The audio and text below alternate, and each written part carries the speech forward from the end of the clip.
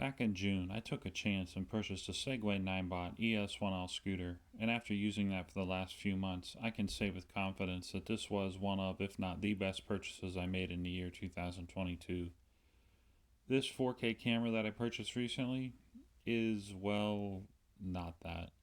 Stay with me to the end here as I'm going to walk through some good and bad points with this camera and give you my recommendation on it shortly. The background here is just video I took of me unboxing the camera, and with this I will show you some sample footage at the end of this video.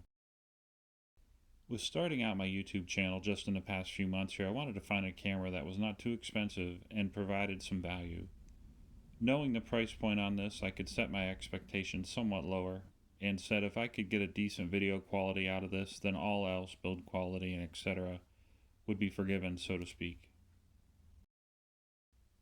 Overall, the camera functions and operates and gives you options for up to 48 megapixel images, 1080p, 2.7K, and full 4K video options. However, after using this, I feel confident in saying that the 4K video produced should not really be called 4K.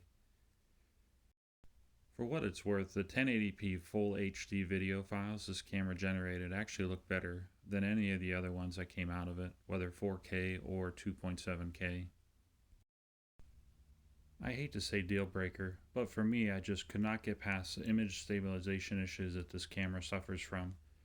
Most higher priced cameras typically have image stabilization built into the image sensor of the camera and or combined with actual image stabilization built into the lens.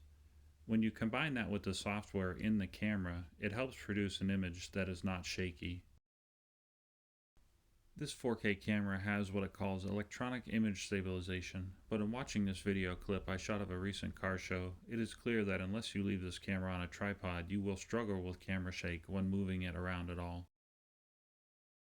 As you watch this video clip that was taken in the bright sunlight, you can see the color issues, especially on the top surfaces of each car, how shaky the video is, and the almost glamour shot-ish shine that the chrome has on each car. I spent a few extra hours cleaning up this video, and it resulted in me reprocessing the entire video a second time to remove the shakiness out of the edited footage.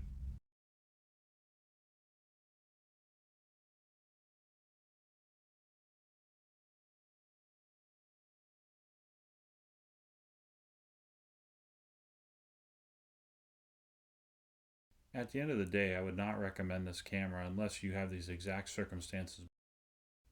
If you're going to use it as a webcam, if you have exactly perfect lighting on your subject, and preferably your subject doesn't move at all. If your plan is to put this camera on a tripod and for it to not move at all.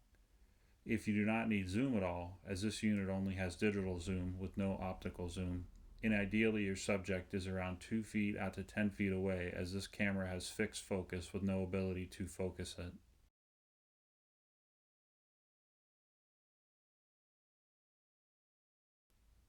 For comparison, this video was shot on my Google Pixel 3a, which has optical stabilization, and was in a handheld gimbal that provided further stabilization. Although I was live streaming this at the time, and it was only in 720p, I think you'll agree with me that this is a much smoother, cleaner looking video than what we just watched a minute or so ago from the 4K camera.